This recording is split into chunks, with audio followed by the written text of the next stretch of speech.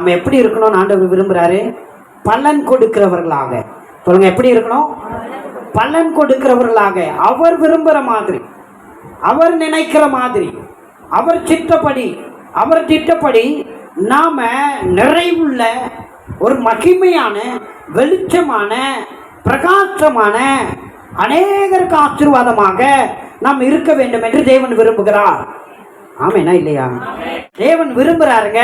இங்க இருக்கிற ஒவ்வொருவரும் 100ஆக அல்லது 60ஆக 30ஆக பலன் கொடுக்க வேண்டும். சொல்லுங்க, நான் 100க்கு 100 பலன் கொடுக்க வேண்டும் என்று தேவன் விரும்புகிறார். அல்லது அட்லீஸ்ட் ஒரு 60% ஆகிலும் நான் பலன் கொடுக்கிற ஒரு நபராக இருக்க வேண்டும். அதுவும் முடியலையா, ஒரு 30% ஆகிலும் நான் பலன் கொடுக்கிற ஒரு நபராய் இருக்க வேண்டும். நீ உலகத்துக்கே ஆசீர்வாதமா இருக்க முடியும். நீ உனக்கு மாத்திரமல்ல, நீ உன் குடும்பத்துக்கு மாத்திரமல்ல, நீ உலகத்துக்கே ஒரு பயனுள்ள பிரயோஜனமான பலன் தருகிற ஒரு நபரா இருக்க முடியும். ஆமேனா இல்லையா? நிலம் நம்முடைய இருதயமாக இருக்கிறது. விதை கர்த்தருடைய வசனமாக இருக்கிறது. சொல்லுங்க, நிலம் என்னுடைய இருதயத்தை குறிக்கிறது, விதை கர்த்தருடைய வசனத்தை குறிக்கிறது. நல்லா கவனிச்சுக்கோங்க. பலன் எப்படி தர முடியும் என்பதை குறித்து ஆண்டவர் பேசுகிறார். ஒன்று வழியான நிலம், இரண்டாவது கற்பாறையான நிலம், மூன்றாவது முள்ளுள்ள நிலம், நாலாவது நல்ல நிலம். இந்த வழி நிலம் எதை குறிக்கிறது என்றால், உணர்வில்லாத இருதயம். கொஞ்சம் கூட உணர மாட்டாங்க. கர்த்தருடைய வார்த்தையில கிறிஸ்துவின் சிந்தை இருக்கிறது, கிறிஸ்துவின் திட்டம் இருக்கிறது, கிறிஸ்துவின் நோக்கம் இருக்கிறது. தேவனுடைய ராஜ்யத்தின் அனைத்து காரியங்களும் கர்த்தருடைய வசனத்தில் இருக்கிறது. ஆனா அதை கேட்காததுனால வீணரானார்களாம். கர்த்தருடைய வார்த்தையை நீங்க உணரலன்னா, நான் சொல்றேன், நீங்க பலன் கொடுக்க முடியாது.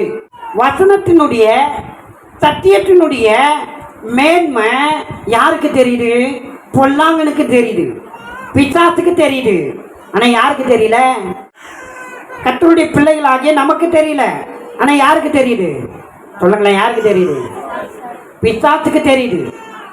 பிசாசுக்கு கர்த்தருடைய வார்த்தையின் வல்லமை நல்லா தெரியும். கர்த்தருடைய வார்த்தை எப்படிப்பட்டதா? அது அக்கினி போல இருக்கிறதா, அது கண்மலையின் வரைக்கும் வல்ல சமட்டியா இருக்கான். கர்த்தருடைய வார்த்தையில வெளிச்சம் இருக்கிறது, ஜீவன் இருக்கிறது, சுகம் இருக்கிறது. கர்த்தருடைய வார்த்தை ஆவியா இருக்கிறது. அதை உணர்ந்தா வாழ்க்கை வெளிச்சமா மாறும். வாழ்க்கையில் இருக்கிற எல்லா இருளும் எல்லா பிசாசின் காரியங்களும் வெளியே போயிடும். கர்த்தருடைய வார்த்தைக்கு அவ்வளோ வல்லமை இருக்கு. சொல்லுங்க, கர்த்தருடைய வார்த்தைக்கு அவ்வளோ வல்லமை இருக்கிறது. கர்த்தருடைய வார்த்தையில சுகம் இருக்கிறது, பலன் இருக்கிறது. சொல்லுங்க, ஆரோக்கியம் இருக்கிறது, வல்லமை இருக்கிறது, ஜீவன் இருக்கிறது, உயர்வு இருக்கிறது, பலன் இருக்கிறது, ஆலோசனை இருக்கிறது, கர்த்தருடைய ஞானம் இருக்கிறது. எனவே கர்த்தருடைய வார்த்தையை நான் உணர வேண்டும், அதை நான் நம்ப வேண்டும், அதை நான் ஏற்றுக்கொள்ள வேண்டும், அதை நான் விசுவாசிக்க வேண்டும். நல்ல நல்ல நல்ல கையை தட்டி. யோசேப்பை போய் கர்த்தருடைய வசனம் புடமிட்டதான். அவனுக்கு வரும் சோதனையில அந்த வசனம் அவனை புடமிட்டு கொண்டே இருந்தது. அவன் வசனத்தை தான் உணர்ந்தான், அடி உதைய உணரல. பெருசா உணர்ந்ததெல்லாம் வசனத்தை தான் அவன் உணர்ந்தான். அதை தான் ஆழமா உணர்ந்து கொண்டே இருந்தான். கர்த்தர் சொல்லி இருக்கிறார், கர்த்தர் சொல்லி இருக்கிறார், கர்த்தர் சொல்லி இருக்கிறார், அது நிச்சயம் நடக்கும் நடக்கும் நடக்கும் என்று அவன் வசனத்தையே உணர்ந்து கொண்டிருந்தான். குழியில போட்ட பிறகும் அவன் இடரல் அடையவில்லை. அவன் உறுதியா இருக்கிறான். விற்று போடுறாங்க, அங்கேயும் அவன் இடரல் அடையல. வழிபோக்கர் எடுத்துட்டு போய் எகிப்துல அடிமையா விற்கிறாங்க, அங்கேயும் அவன் இடரல் அடையவில்லை. ஒரு பாவ பிசாசு வந்து அவன் ட்ரெஸ்ஸை பிடிக்குது, வா என் கூட தவறு பண்ண, அங்கேயும் உதறி விட்டு ஓடுறான். நான் பரிசுத்தர், ஆகையால் நீங்களும் பரிசுத்தராயிருங்கள். ஆமெனா இல்லையா? இப்ப சிறையில போட்டாங்க, போட்டு லாக் பண்ணிட்டாங்க. அங்கேயும் அந்த சூழ்நிலையெல்லாம் அவன் பார்க்கல. கர்த்தர் வசனம், கர்த்தருடைய வார்த்தை, கர்த்தர் தனக்கு கொடுத்திருக்கிற வாக்கு, அந்த தரிசனம், அதன் மீது அவன் உணர்வுகள் இருந்தது. வசனம் அவனுடைய வாழ்க்கையில செயல்படக்கூடாது, தேவ திட்டம் அவனுடைய வாழ்க்கையில செயல்படக்கூடாது என்பதற்காக பல சோதனை வந்தது. ஆனாலும் சோதனைகள் எல்லாம் அவன் தாண்டினான். எதனால? கர்த்தருடைய வசனத்தை அவன் உணர்ந்ததினால, கர்த்தருடைய வசனத்தை அவன் விசுவாசத்தினாலே, கர்த்தருடைய வார்த்தைக்கு மாத்திரம் அவன் முதலிடம் கொடுத்ததினாலே. நான் சொல்றேங்க, இந்த உலகத்திலே உபத்திரம் உண்டு, திடம் கொள்ளுங்கள், நான் உலகத்தை ஜெயித்தேன். நீங்களும் ஜெயிக்க முடியும். எப்படி? இந்த வசனத்தை உணரும் போது, கர்த்தருடைய வார்த்தையை, வசனத்தை, சத்தியத்தை நீங்க உணர்ந்து அதற்கு நீங்க செவி சாய்த்து கீழ்ப்படியும் போது நீங்கள் ஜெயிப்பீர்கள். எப்பேற்பட்ட சோதனையை ஜெயிப்பீர்கள்.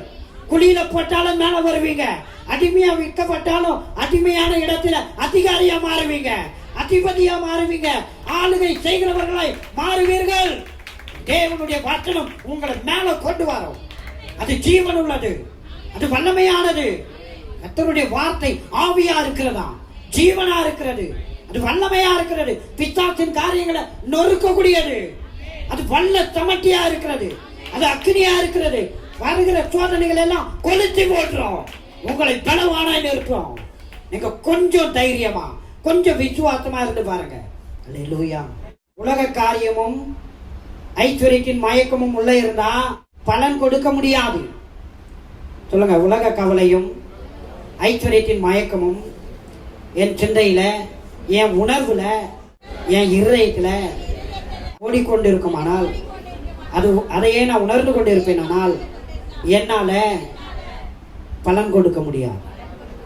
கர்த்தர் நினைக்கிற மாதிரி என் வாழ்க்கையில நான் யாருக்கும் பிரயோஜனமாக பலன் கொடுக்கிறவனாக இருக்க முடியாது. ஆண்டவர் ஒரு வீட்டுக்கு போய் பிரசங்கம் பண்ண, ஒரு வீட்டுக்கு போறார். பார்த்தால் ஆண்டவரை போய் கூப்பிடுறாங்க, ஆண்டவரே வீட்டுக்கு வாங்க, வீட்டுக்கு வாங்க, வீட்டுக்கு வாங்க. ஆண்டவர் வீட்டுக்கு வரார். அழைத்தது யாரு? மார்த்தா. ஆனா அவர் பாதத்துல உட்கார்ந்து வசனத்தை கேட்கறது யாரு? மரியா. இதுதான் நிறைய வீட்டிலேயே நடக்குது. வீட்டுக்கு கூப்பிடுறது யாரு? மார்த்தாள் போன்றவர்கள். ஆனா வசனத்தை கேட்கறது யாரு? மரியாள் போன்றவர்கள். கூப்பிட்டவங்க கவலையில இருக்கிறாங்க. ஐயோ, வந்திருக்கிறவரை எல்லா கவலையும் போக்கக்கூடியவர், எல்லா துக்கத்தையும் மாற்றக்கூடியவர், எல்லா துன்பத்தையும் நீக்கக்கூடியவர், எல்லா பிரச்சனைக்கும் முடிவு கட்டக்கூடியவர், சர்வ வல்லவர் உள்ள வந்திருக்கிறாரு. இதை உணரல. கூப்பிட்டுட்டு அவரை உட்கார வச்சுட்டு போய் பற்பல காரியங்களை குறித்து கவலை. அவர் யார் என்பதை அறியல, அவர் யார் என்பதை புரியல, அவர் எப்பேற்பட்டவர் என்பதை இந்த இருளையும் உணரல. ஆனா வீட்டுக்கு கூப்பிட்டுட்டாங்க. ஆண்டவர்கிட்டே வந்து உங்க கவலை இல்லையான்னு கேட்குறாங்க மார்த்தாள். ஆண்டவர் சொல்றாரு, எம்மா நீ கவலைப்பட்டு ஒடுங்கி போற, ஆனா இந்த அம்மா தன்னை விட்டு எடுபடாத நல்ல பங்கை தெரிந்து கொண்டாள். நல்ல பங்கு யாரு? கர்த்தர், கர்த்தருடைய வசனம். சொல்லுங்க, கர்த்தர். அவர் வாயிலிருந்து வருகிற ஞானமும் அறிவும் ஆலோசனையும் வல்லமையும் நிறைந்த அவர் வசனம், அவர் வார்த்தை, அது எனக்கு வேண்டும், அது எனக்கு வேண்டும். அது எனக்கு இருந்தா நான் ஜெயம் எடுப்பேன், நான் வெற்றி பெறுவேன், நான் சுகமடைவேன், சாட்சியை மாறுவேன். கரங்களை தட்டி இருக்கணுமே. ஒரு பெரிய ஐஸ்வர்யன் வரான் வந்து, ஆண்டவரே நல்ல போதகரே, நித்திய ஜீவனை சுதந்திரிப்பதற்கு என்ன பண்ணணும்? எப்ப நீ இதெல்லாம் பண்றியா? எல்லாம் கடைபிடிக்கிறேன், கட்டளைகள் எல்லாம் கடைபிடிக்கிறேன், எல்லா நியாய பிரமாணங்களையும் கடைபிடிக்கிறேன் எல்லாம் சொன்னான். சரி, உனக்கு நிறைய சொத்து இருக்குல்ல, நிறைய பணம் இருக்குல்ல, அதை கொஞ்சம் என்ன பண்ணு, ஏழைகளுக்கு கொடு. அவ்வளவுதான். மிகவும் துக்கத்தோட வருத்தத்தோட மனம் உடைந்து வீட்டுக்கு போயிட்டானா. அவன் கவனம், அவன் உணர்வெல்லாம் வசனத்துல இல்ல, படிச்ச ஆண்டவரை, கடைபிடிச்ச ஆண்டவரேன்னு சொன்னான்.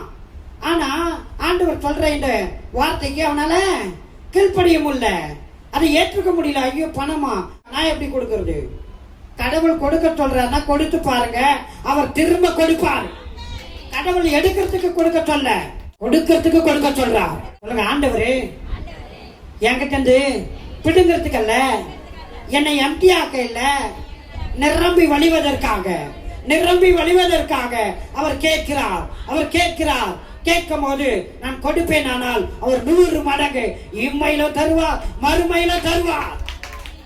ஆமேனா இல்லையா? எங்க கர்த்தர் கேட்கிறார்னா அவர் யாருக்கு கடனாளியா இருக்க மாட்டார். நீங்க இந்த உலகத்துல இருந்து போறதுக்கு முன்னாடியே நீங்க இந்த உலகத்துல பொருட்களை, பணங்களை எதை கொடுத்தாலும் அதை அவர் திரும்ப கொடுக்காம இருக்க மாட்டார். எதை கொடுத்தாலும் இம்மையிலே 100 மடங்கு அதை கொடுப்பார். எத்தனை பேர் விசுவாசிக்கிறீங்க? விசுவாசித்தால் தேவ மகிமையை காண்பீர்கள். ஆமேனா இல்லையா? அவர் நல்லவர், அவர் உண்மை உள்ளவர். ஆமென். அடுத்தது நல்ல நிலம். நல்ல நிலத்தில் விதைக்கப்பட்டவனோ வசனத்தை கேட்கிறவனும் உணர்கிறவனமாயிருந்து 100ஆகவும் 60ஆகவும் 30ஆகவும் பலன் தருகிறான். நல்ல நிலத்தில் விதைக்கப்பட்டவர்கள் வசனத்தை கேட்டு உணர்ந்தார்களாம். ஐயோ, கர்த்தருடைய வார்த்தையை நான் செவி சாய்ப்பேன், கர்த்தருடைய வார்த்தைக்கு நான் முதலிடம் கொடுப்பேன், கர்த்தருடைய வார்த்தையை நான் உணர்வேன் என்றால் நான் எல்லாவற்றின் மீதும் ஜெயம் எடுக்க அது என்னை நடத்தும். கர்த்தருடைய வார்த்தையில ஆலோசனை இருக்கிறது, ஞானம் இருக்கிறது, வல்லமை இருக்கிறது, பலன் இருக்கிறது, உயர்வுகள் இருக்கிறது, சகல ஆசீர்வாதங்களும் நன்மைகளும் கர்த்தருடைய வார்த்தையில் இருக்கிறது. நான் அதை உணர்ந்து இதற்கு கீழ்ப்படிவேன் என்றால் நான் இந்த உலகத்தில் ஆசீர்வாதமாக இருப்பேன், 100ஆக பலன் கொடுப்பேன், 100க்கு 100 பலன் கொடுப்பேன். எத்தனை பேர் 100க்கு 100 பலன் கொடுக்கணும்னு விரும்புறீங்க? நான் சொல்றேங்க, கர்த்தருடைய வசனத்தை கேட்டு உணர்ந்து அதன்படி வாழுங்க. இங்கிருந்து எம்டியா போகாதீங்க. நான் சொல்றேன், இங்கிருந்து நீங்க இந்த உலகத்துல நீங்க கண்ணை மூடி ஆண்டவர்கிட்ட எம்டியா போய் நின்னீங்கன்னா அங்க தலை குனிவு தான் வரும். உங்களுக்கு பரலோகம் கூட கிடைக்குமா என்னன்னு தெரியல. கனிக்கூடா மரம் எல்லாம் வெட்டுண்டு அக்னியில் போடப்படும். எனவே நீங்கள் கனி கொடுக்கிறவர்களாய் மாறுங்க. உங்க குடும்பத்தில் இருக்கிறவர்கள் இன்றைக்கு யார் சபைக்கு வரல கவனிக்கணும். எப்படின்னா விட்டுறக்கூடாது. நான் சொல்றேன், சொல்லுங்க, நான் என் பிள்ளைகளை கர்த்தருடைய சமூகத்தில் நான் கொண்டு வரவில்லை என்றால் நான் தான் கர்த்தருக்கு கணக்கு கொடுக்கணும். அம்மாவா இல்லையா? நீங்கள் பலன் கொடுக்க வேண்டும். சொல்லுங்க, நான் பலன் கொடுக்க வேண்டும். நீங்கள் எப்படி இருக்க வேண்டும்? நல்ல நிலம் போல இருக்க வேண்டும். உங்க இருதயம் எப்படி மாற வேண்டும்? நல்ல நிலமாக. சொல்லுங்க, எப்படி மாற வேண்டும்? நல்ல நிலமாக.